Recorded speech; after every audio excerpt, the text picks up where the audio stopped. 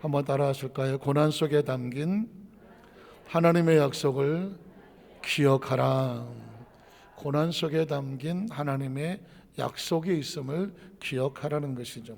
여러분 혹시 사막 여행이라는 거 들어보셨습니까? 사막 여행 들어는 봤죠. 나는 사막 여행을 해본 적이 있다. 쉽지는 않아요. 왜냐하면 사막 여행이라는 말이 사실은 상당히 역설적인 단어 아닙니까? 사막은 사람이 살 수 없는 곳이잖아요. 사막은 얼핏 들어도 물도 없지 나무도 없지 그늘도 없지, 이건 뭐 잘못 들어가면 죽는 곳이 사막이거든요. 그런데 여기에 여행을 한다? 우린 여행은 죽으러 가는 사람은 없죠. 여행은 기쁘고 즐겁고 추억을 남기는 곳인데, 아니 사막이라는 단어와 여행이라는 단어를 겹쳐놨어. 그런데 여러분 혹시 들어보셨지만 사막 여행을 다녀온 사람은, 한 번도 못 가본 사람은 있어도 한 번 갔던 사람은 한 번만 가지 않는다. 사막에만 있는 전혀 상상하지 못할 아름다움이 그곳에 숨겨져 있기 때문입니다. 혹시 여러분 미국 서부 캘리포니아의 유명한 관광지 중에 국립공원 가운데 데스밸리라고 하는 곳이 있습니다. 사진 있으면 준비했으면 좋겠는데 못했는데요. 데스밸리라는 곳이 있는데, 데스라고 하는 건 죽음이거든요. 밸리라고 하는 거는 계곡이에요. 계곡. 그러니까 데스밸리라는 것은 죽음의 계곡이라는 것입니다. 사막에 모래 계곡이 있어갖고 사막이 있는 죽음의 계곡이에요. 그런데 이 사막의 죽음의 계곡이 미국 서부 캘리포니아에서 가장 아름다운 관광 명소 공원 중에 하나라고 하면 깜짝 놀라지 않겠습니까? 이 죽음의 계곡이 원래 왜 죽음의 계곡이라고 불렀냐면, 서부 개척 당시에 사람들이 거기가 죽음의 골짜기인 줄 모르고 덜커덕 들어갔다가 한 사람도 살아나온 사람이 없어. 일단 들어가서 사막을 헤매다가 모두 목숨을 잃었단 말입니다. 나중에 이제 사람들이 그곳에 조금 발달이 되어져서 들어가는 입구와 빠져나오는 곳과 곳곳에 뭐가 있는지를 잘 파악을 하고 중간중간에 팻말도 세워놓고 가이드도 세워놓고 피난처소 같은 곳을 만들어 놓기도 하고, 심지어 요즘은 거기에 그 메마른 황량한 사막에 골프장을 만들고 휴양지를 만들고 거기에 캠핑장, 야영장 뿐만 아니라 숙소, 호텔까지 만들어서 가장 아름다운 관광 명소로 만들었다는 거예요. 기가 막히지 않습니까? 데스밸리는 죽음의 골짜기인데 가장 최고로 아름다운 관광 국립공원입니다. 어떻게 이렇게 잘하느냐고요? 저를 3번이나 가봤어요. 처음에 미국에 왔을 때는 어떤 분이 목사님 여기 꼭 가보셔야 돼요 해서 얼떨결에 끌려가서 우리 사람하고 가서 여기가 데스밸리라는 곳인데, 아무리 설명해도 내가 볼 때 온통 모래판인데 여기 도대체 뭘 볼 게 있다고, 아유 후회 막심했는데 막상 그 안에 들어갔더니 난 세상에 사막의 골짜기에 그렇게 아름다운 곳은 처음 봤어요. 곳곳에 모래가 누렇기만 한 줄 아시죠? 가봤더니 노란 모래, 빨강 모래, 핑크색 모래, 파란색 모래, 초록색 모래, 검은색 모래, 와 마치 파스텔을 뿌려놓은 것 같아서 제가 가서 이거 사람들이 뿌렸네 하고 만져봤더니 진짜 모래가 이렇게 생겼어. 성분과 여러 가지 화학작용에 의해서 산화된 것이 그런 아름다움을 숨겨놓고 있더라는 것입니다. 그래서 처음엔 제가 끌려갔지만 나중에는 이제 미국에 오시는 목사님들이라든가 또 우리 김성애 총장님, 조 목사님, 사모님 오셨을 때 제가 직접 모시고 가서 가이드도 하고, 그래서 제가 그 지역을 알게 됐죠. 제 머릿속에 항상 가지고 있는 것은, 겉으로 볼 땐 데스밸리 죽음의 골짜기인데 그 안에 내용을 살펴보면 상상도 안 되는 아름다움이 있더라. 광야라는 곳은 그런 것입니다. 사람은 광야를 싫어합니다. 고난과 아픔의 골짜기처럼 보이죠. 그런데 그 광야에서 놀라운 일이 벌어집니다. 제가 시를 하나 쓴 게 있는데 한번 자막이 준비됐을까요? 네. 제목은 뭐냐면 광야가 영성을 키운다. 광야에 뭐가 자라겠습니까? 그런데 역설적이죠. 자라는 것이 있습니다. 뭐가 자라냐면 영성이 자란다는 것입니다. 이건 그냥 제가 쓴 글이니까 뭐 그러려니 하십시오. 자, 모세는 광야에서 울고 광야에서 웃고 광야를 이겨내고 훗날 어디에 리더져 갑니까? 이스라엘 백성을 광야에서 인도해내는 리더자가 됐더라. 광야가 없었으면 모세가 생겨나지 않았을 것이고 그는 광야를 이끌어가는 리더자가 될 수 없었을 것이다. 그 다음에 보면 요셉은 애굽에 끌려 내려갔지만 애굽에서 울고 애굽에서 웃고 애굽을 이겨내고 훗날 어디를 다스립니까? 애굽을 다스리는 총리, 리더자가 된다. 광야라고 생각했는데 그 광야가 이 모세에게는 광야가 축복의 장소가 되고 요셉이 축복의 장소가 되지 않습니까? 그 다음에 보면 예수님은 죽음에서 울고 죽음에서 웃고 죽음을 이겨내고 훗날 죽음에서 건져내는 뭐가 됩니까? 부활의 구원자가 되지 않습니다. 죽음이 없었으면 예수님에게는 부활이 없었습니다. 그러니까 죽음이라고 하는 것은 엄청난 광야인데 광야가 축복의 장소가, 심지어 죽음이 축복의 장소가 되더라. 그래서 그 다음에 보면 리더자는 뭘 이겨냅니까? 광야를 이겨내고 애굽을 이겨내고 죽음조차 이겨내고 비로소 어떻게 한다? 탄생한다. 그 다음에 있나요? 그래서 리더자는 누가 키운다? 광야가 키우고 애굽이 키우고 죽음조차 두렵지 않은 거룩한 영성이 키우는 것이다. 광야에서 영성이 자란다. 누가 썼다고요? 제가 그래서 지금 국민일보 신춘문예에 에따 모르겠다 하고지 일단 제출을 했어. 뭐 되고 안 되고는 뭐 거기서 하시는 분들이 하실 것이고 되면 심사위원들이 영성이 훌륭하신 분이고 나를 떨어뜨리면 영성이 없는 것이지 뭐. 그래서 그것도 축복인 거예요. 그래서 제가 한 7편의 시를 써서 일단 던져봤어. 뭐 심사야 자기들이 하니까. 그러니까 제가 참 감사한 게 뭔지 아세요? 이 안산이 축복의 땅이라는 것이 하나님께서 곡도 쓰게 하시지, 그 음반도 내게 하셨지.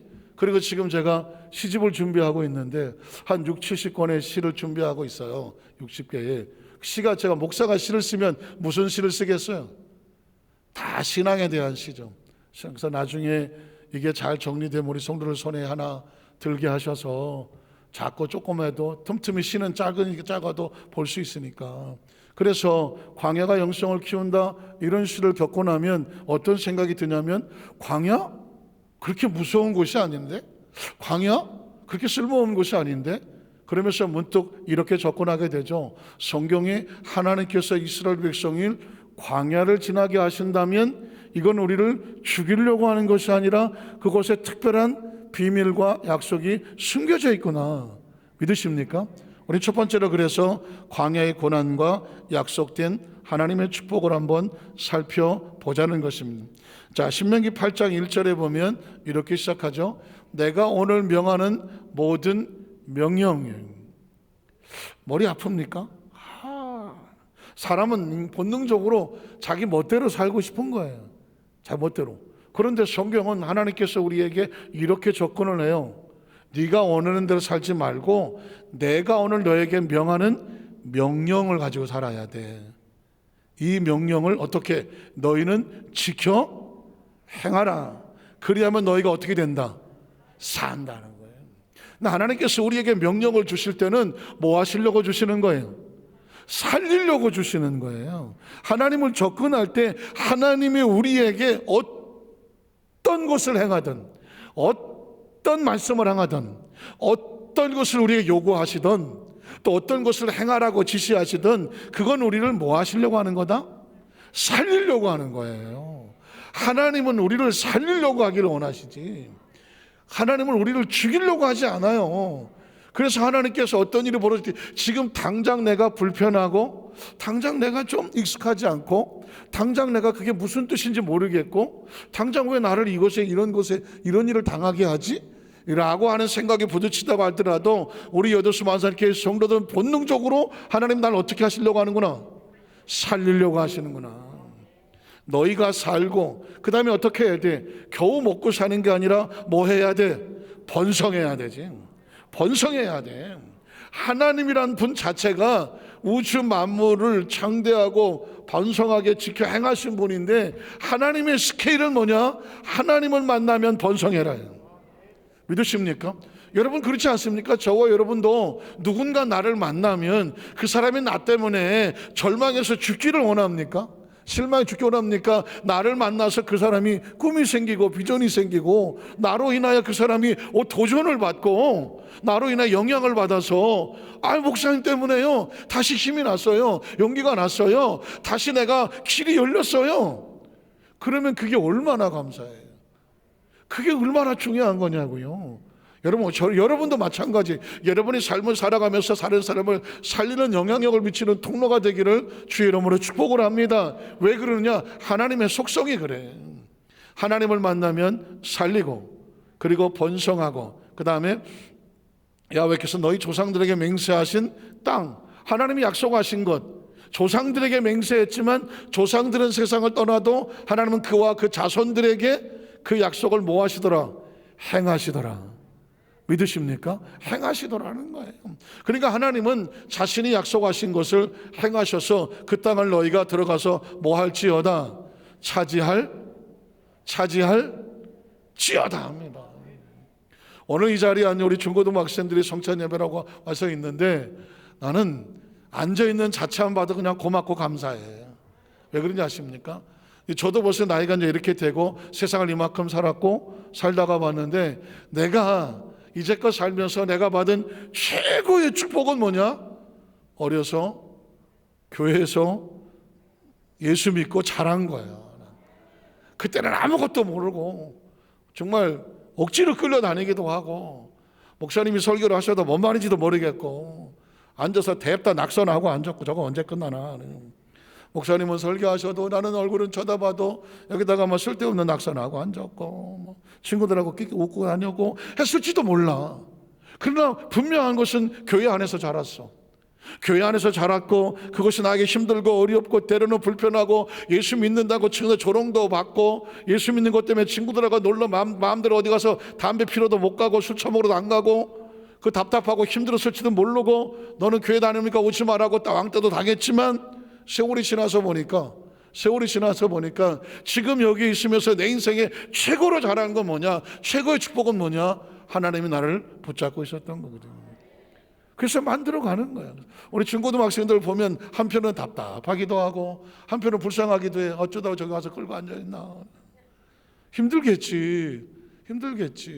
그러나 기억하십시오. 제가 약속하고 예언할게요. 하나님께서 그 자리에 지켜서 비록 어리고 힘든 나이인데 불구하고 하나님의 말씀을 부여잡고 그 자리를 지켜내는 사람은 세월이 지나서 보자고요.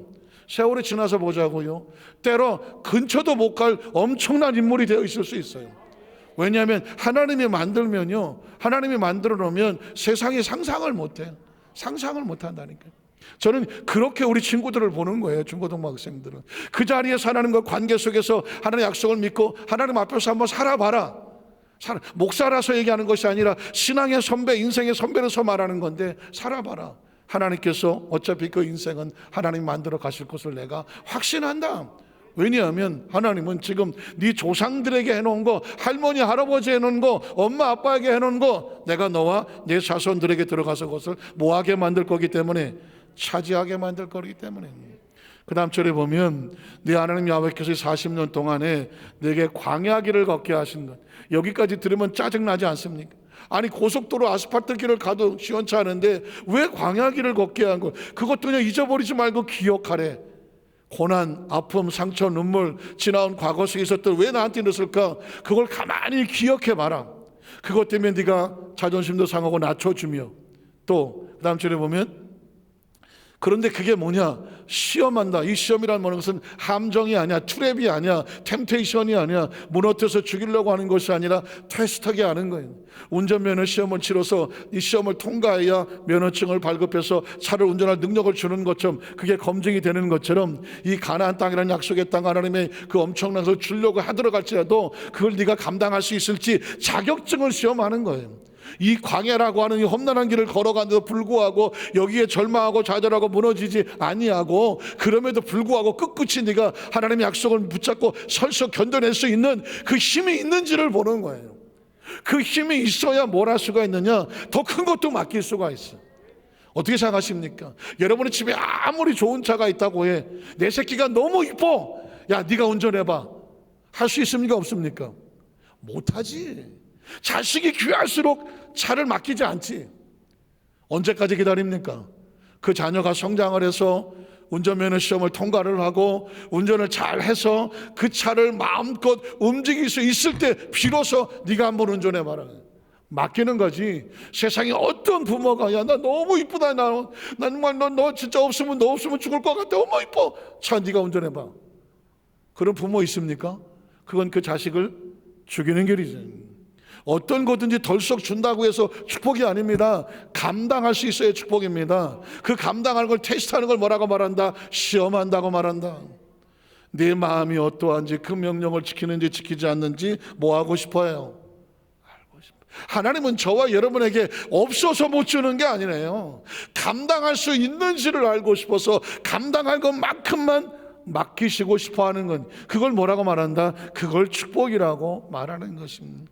저와 여러분이 땅에 신앙생활하며 달려오면서 왜 나는 남들처럼 이만큼 안 주고 남들처럼 이만큼 안 주고 남들처럼 이만큼 안 주고 하느니 내가 원하는 건 이만큼인데요 왜 나한테는 이만큼밖에 안 돼요? 하실 수 있어요. 저도 그렇고 저도 그런 마음의 소란 많이 있었으니까. 세월이 지나 보세요.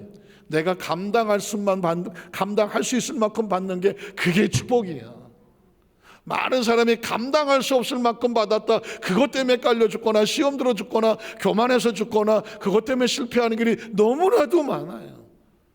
여러분, 이 코로나 시대는 광야라고 말하죠. 많은 사람들이 이 코로나를 겪으면서 각자 개인이든 단체든 나라든 전 세계가 신음하고 아프고 지금도 마지막을 통과하고 있습니다. 그런 이 광야 속에서 하나님께서 우리에게 알고 싶은 건 뭘까요? 그럼에도 불구하고 네가 신앙을 지켜내고 믿음을 지켜내고 사명을 지켜내고 직분을 지켜내고 네 자리를 지켜내고 하나님과의 관계를 지켜낼 수 있겠느냐? 하나님은 뭘 보실까요? 마음을 보시는 것입니다. 마음을 보시는. 이 광야를 지나갈 때 하나님은 다른 게 아니라 무엇을 보고 싶다? 내 마음을 보고 싶다는 것입니다. 사람이요, 좋을 때는 다 좋아. 나한테 잘해주는 사람 다 잘해주지. 그런데 뭔가 조금 힘들고 어려우면 어떤 일이 벌어집니까? 가짜는 다 떠나잖아. 진짜만 남는 거거든요. 고난을 겪어보고 광야를 겪어봐야 그래.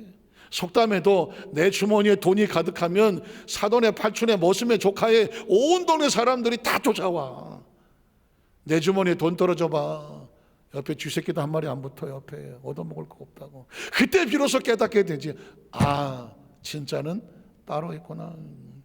몇 개월 전에, 한 2, 3개월 전인가요? 가족신문에 참 가슴 아픈 그 기사죠. 가족신문에 써놓은 거니까 우리 교회에서 벌어지는 그런 기사를 보면서 사실 눈물도 흘리고 마음도 아프고 짠하기도 하고 마음에 어떡하지 그런 생각도 가졌는데, 이영원 목사님께서 그 전체 운영위원회에서 해놓은 거를 이제 그 재직들하고 같이 나누는 거죠. 교육자, 장로 다 있었겠죠.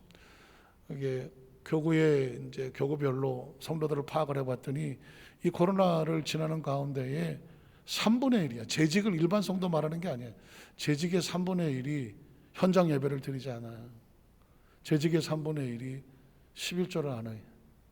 재직의 3분의 1이 봉사를 안 해. 그러니까 모든 하나님과의 관계 신앙적인 줄을 내려놓았다는 것입니다. 재직이 그랬다는, 재직이 일반 성도가 아니라. 그러니까 목사님이 충격을 받은 거예요. 그러면서 이렇게 해갖고 여의도 순복음교회가 우리 어떻게 가겠느냐. 재직이 현장 예배를 드리지 않아, 재직이 11조를 드리지 않아, 재직이 봉사를 내리는, 겉으로 볼 땐 그러지만 제가 볼 땐 뭐예요?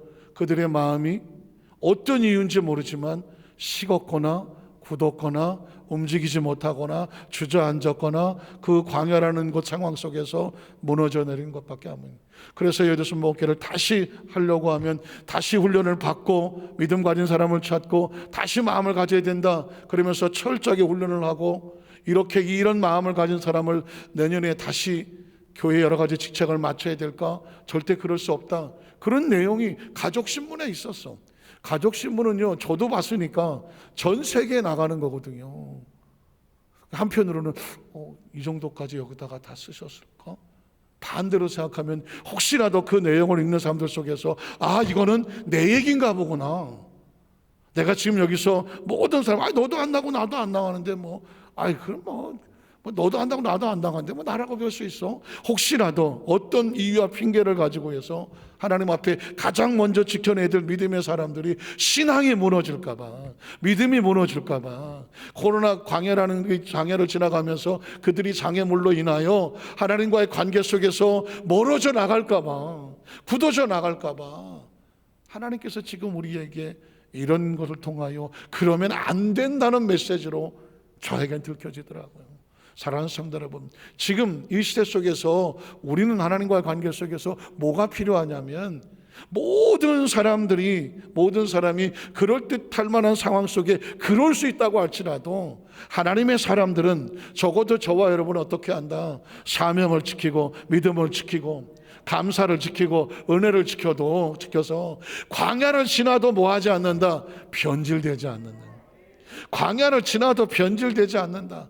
어차피 인생은 광야고 앞으로 한 50년 후에, 너무 짧은가? 한 100년 후에 보면 어차피 여기 남아있을 사람은, 중고등부 학생들이 있네. 그래, 150년 뒤에 여기 남아있을 사람은 아무도 없어. 어차피 지나. 그때 지나고 나면 뭐 있냐? 너희가 그 시대를 지나갈 때 하나님 앞에서 변하지 않는 믿음이었느냐?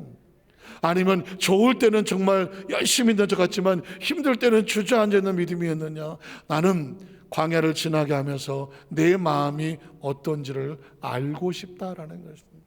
저는 우리 여도수 만상교회 성도들이 그 어떤 상황 속에서도 그 교회는, 그 성도들은 변하지 않더라. 끝까지 변하지 않더라.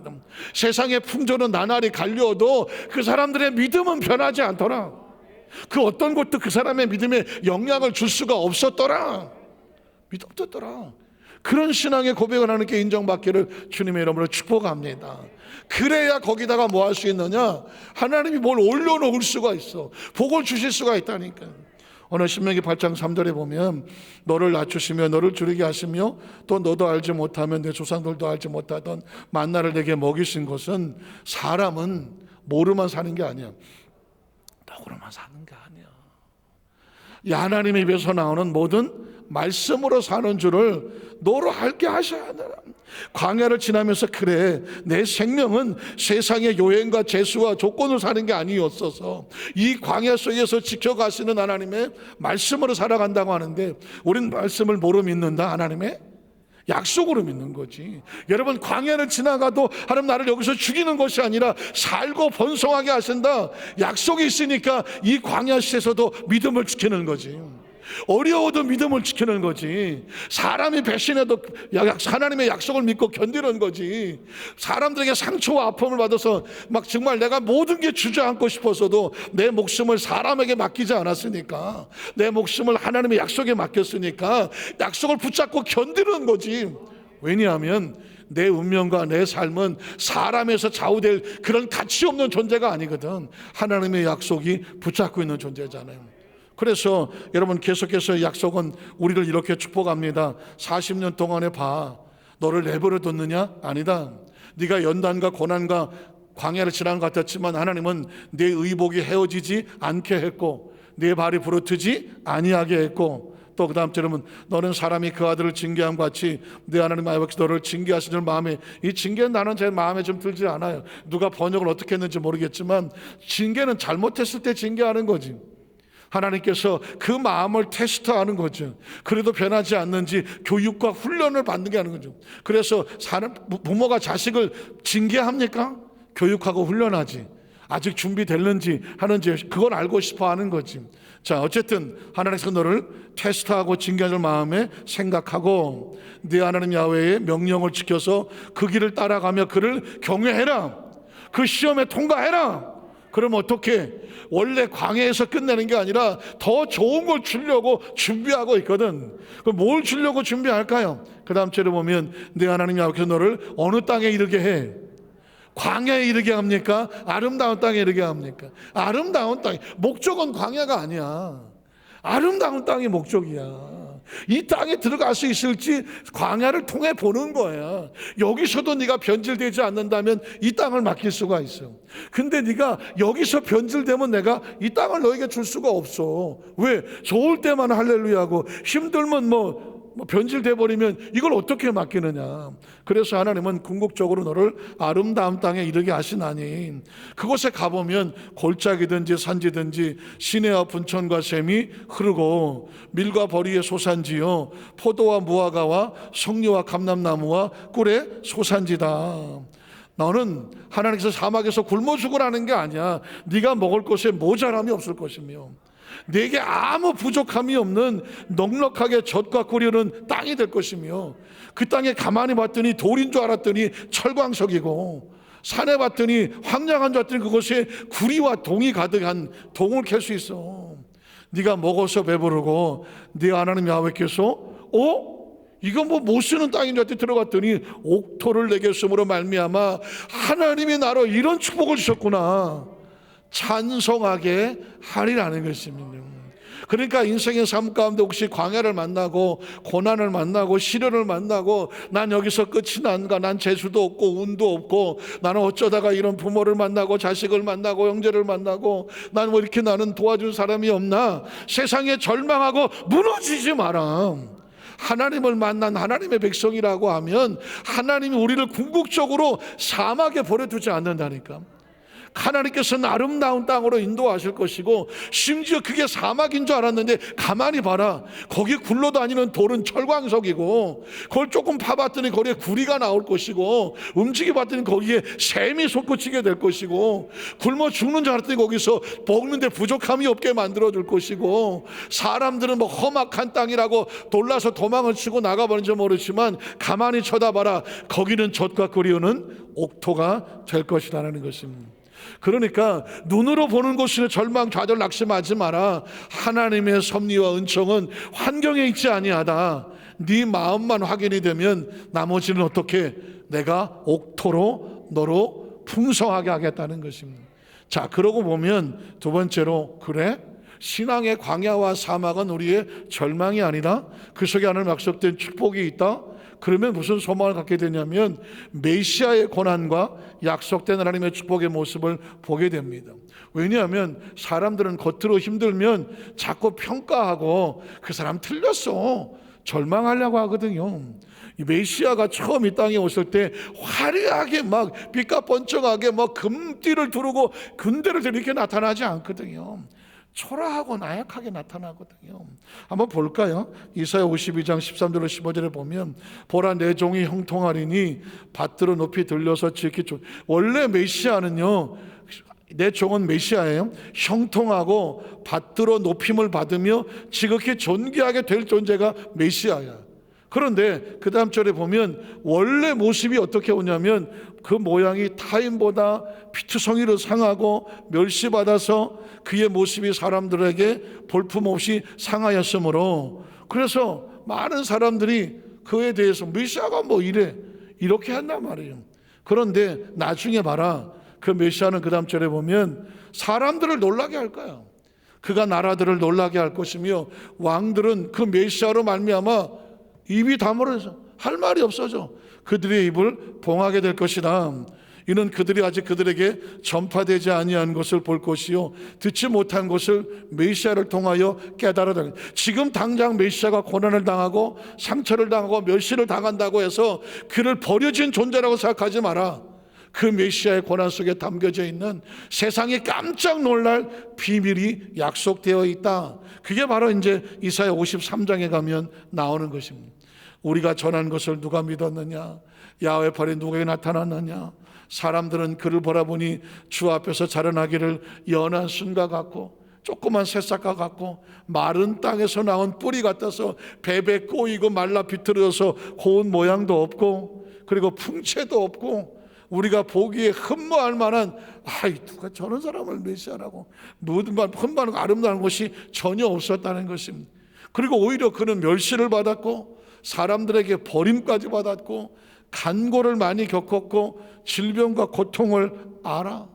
4절에 보면 그래서 그 다음 절은 마치 사람들이 그에게 얼굴을 돌려, 우리가 사람을 볼 때 얼굴 돌리고 왜 돌립니까? 아유 끔찍하고, 아유 저런 게 보기 싫고 얼굴을 가린 것 같이 멸시를 당하였고, 우리도 그래서 메시아? 아이 저기 무슨 메시아야?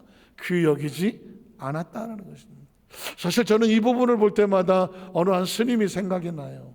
어느 스님이 예전에 여의도 순복음교회 예배 때 보면 스님들이 여러 명이 와서 앉아서 예배를 드리고 가요. 그럼 우리는 저 스님들이 왜 와서 예배를 드리나? 절에서 쫓겨났나? 아니면 예배 드리다가 저 양반들 갑자기 불 받고 성도가 되려나?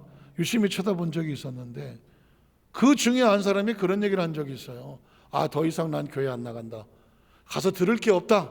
왜냐하면 성경을 읽어봤더니 아니 메시아가 있다고 하는데, 메시아가 와서 무슨 막 로마를 정복하고 이스라엘을 독립시킨 줄 알았더니 아니 뭐 십자가에 질질 끌려가 갖고 십자가에 달려갖고 거기서 뭐라고 해요? 엘리 엘리 라마 사박다니, 나의 하나님 나의 하나님 어찌해 나를 버리시나이까? 버리시네. 아이고 저 메시아라는 사람이, 예수님이 버림받았네. 저 버림받은 예수를 왜 믿는 거야? 에이 나 예수 안 믿어. 그러면서 성경을 덜봤다는 것입니다. 그 스님의 말이 맞나요? 틀리나요? 틀리죠. 그치 뭐 화가 잔뜩 나셨네. 거기까지는 맞아. 거기까지는 맞아. 왜? 내가 버림받았습니다 라고 하니까 버림받은 것까지는 맞아. 그러면 왜 버림받았는지를 알아야지. 왜 버림받았을까? 메시아는 그 다음 절을 보면, 자 메시아가 왜 버림을 받고 상처를 받고 고통을 당했나? 그는 실로 우리의 질고를 지고 우리의 슬픔을 당하였거늘 우리는 생각하기를 그 내용을 모르고 자기 자신의 잘못으로 징별을 받아 하나님께 맞으며 저가 마땅히 고난을 당했다 이렇게 오해했다는 것입니다. 이렇게 오해하면 예수 안 믿는 게 맞아. 그런데 이 고난 속에 숨겨져 있는 하나님의 약속은 뭐냐? 그 다음 절을 보면 그가 찔림은 누구 때문이야? 우리 허물 때문이었어. 그 스님이 조금만 더 읽었으면, 내가 버린 것이 아니라 내가 다 이루었다라고 하는 이루심까지 읽었으면 그 양반 이제 스님에서 집사님 됐을 텐데, 거기까지밖에 몰랐어. 사람은 고난 앞에서 실망하거든요.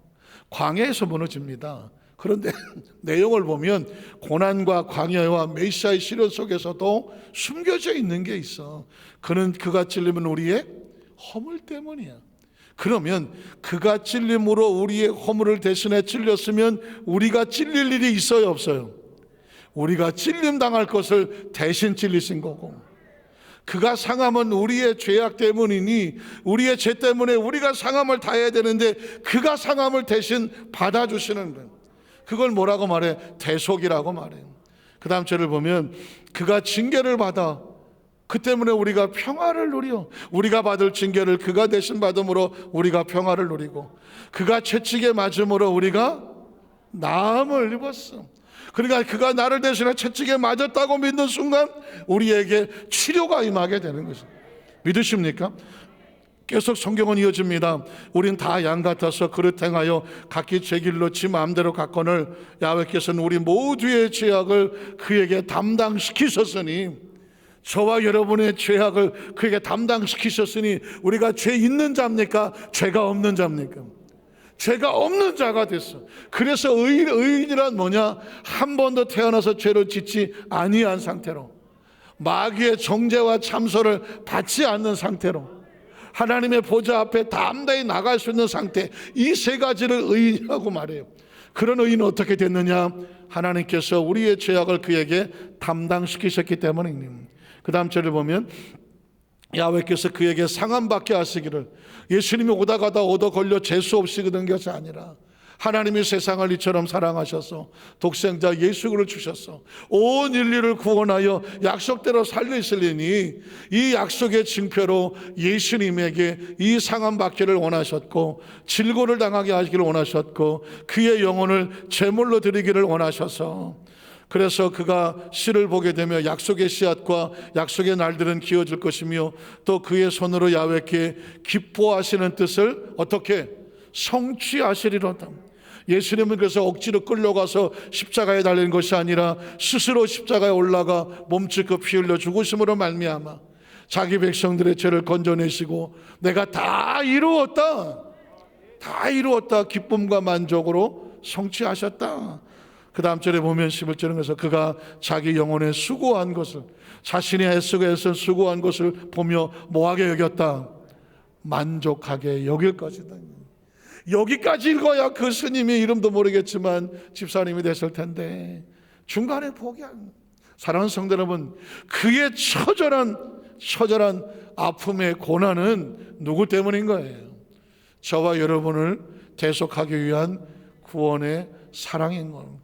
저는 이 부분을 읽을 때마다 제가 어렸을 때 교회학교에, 아마 국민학교죠, 국민학교 때에 교회학교 선생님이 공과 공부 시간에 들려줬던 이야기가 지금도 떠나지 않아요. 지금도 떠나지. 초등학교 한 국민학교 한 5, 6학년짜리 된 영희라고 하는 아이가 하나 있었는데, 뭐 국민학교 5, 6학년 뭐 5, 6학년 되면 벌써 아이들이 벌써 사춘기가 오기 전이고 또 사춘기일 수도 있고, 애들이 뭐 얼마나 그 외모에 가꾸고 이쁘다는 소리 듣고 싶어 할 때입니까?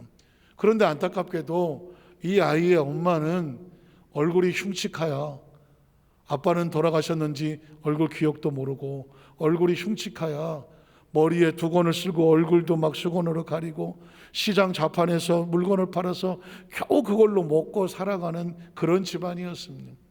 그러니 이 영이라는 아이가 아주 어렸을 때는 학교를 끝나고 와도 엄마 하고 엄마를 제일 먼저 찾아오고, 그리고 엄마하고 같이 있는 걸 좋아했는데, 이게 중고등학교 한 3학년쯤 지나면서부터 아이가 점점 엄마 앞에 오질 않으려고 하고, 한 5학년쯤 되니까 길거리 엄마를 마주쳐도 피하고 애가 이제 6학년 되어 가니까는 이제는 엄마가 겉에 오는 거 오면 피하여 도망을 치고, 한 번은 길에서 친구들하고 시장에 와서 뭘 사러 왔는데 엄마하고 마주쳤어요. 그때 엄마가 영희야 그랬어요. 영희야.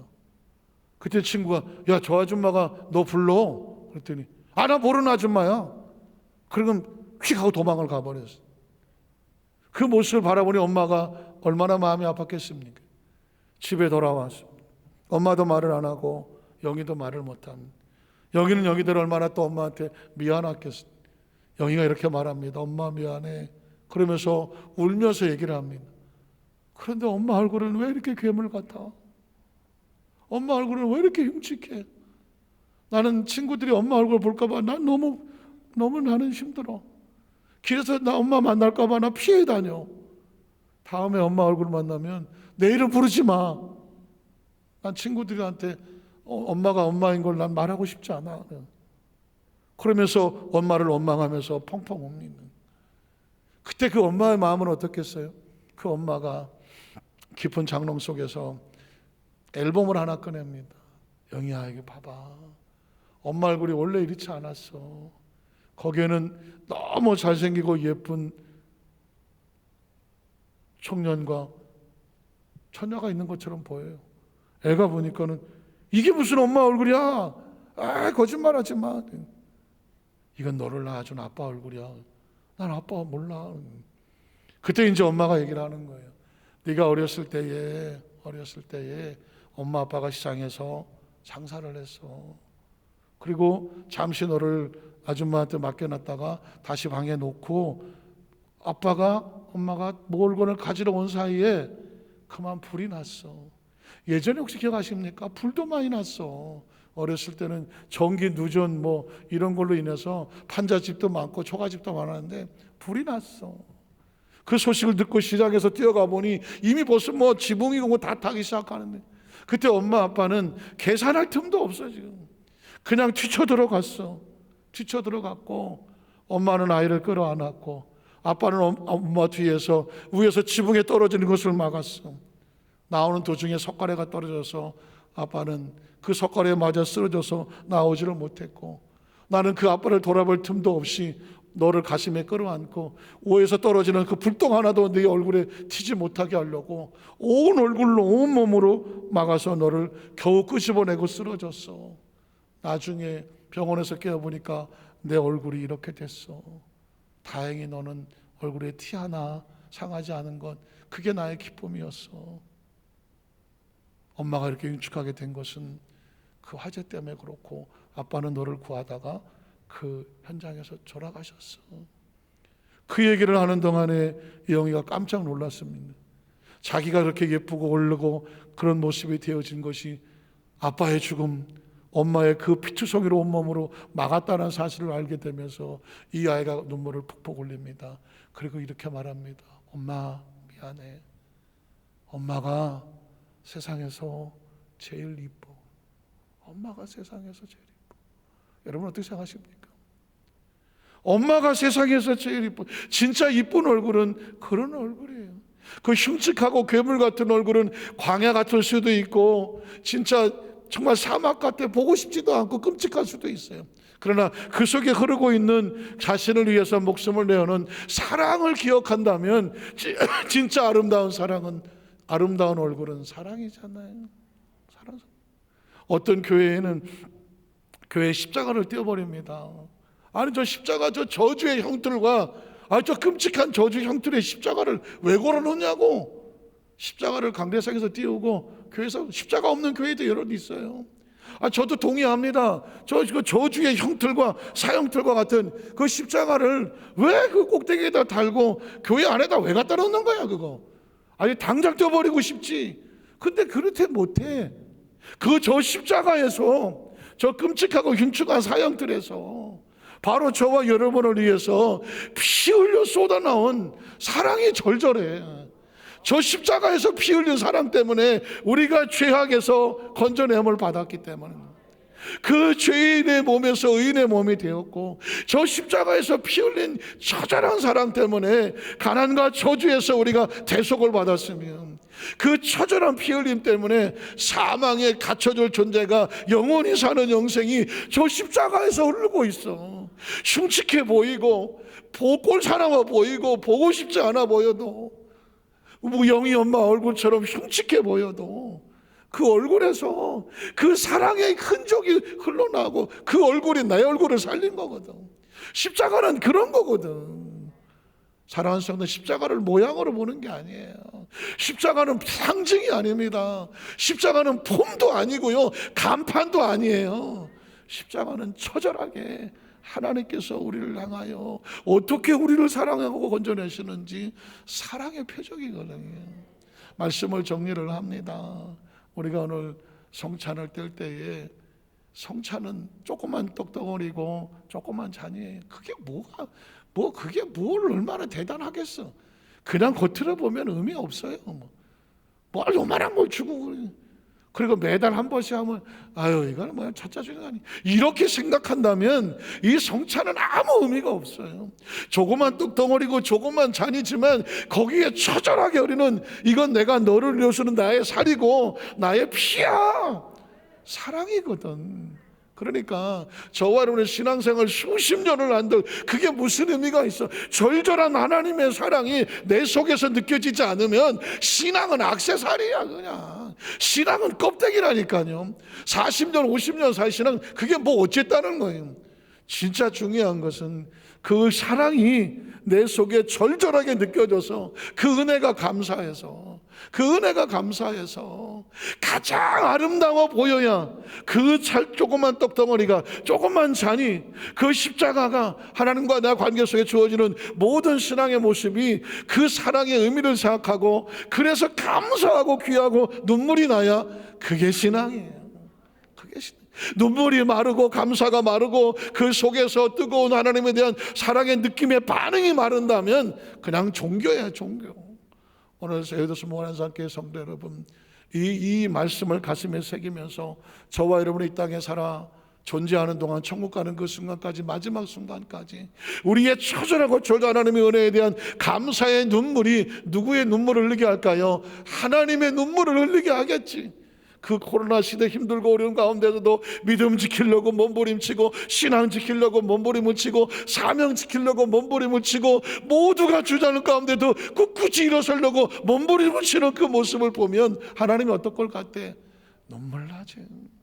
저는 우리 어두스모 한산교회와 우리 성도들이 그냥 하나님 우리를 바라보기만 해도 야, 나 너 때문에 눈물 난다, 너 때문에 눈물 난다, 그게 진짜 신앙이에요. 오늘 저와 여러분이 하나님의 눈에서 그런 눈물을 나게 하는 그런 우리 신앙인들 되시기를 주님의 이름으로 축원합니다.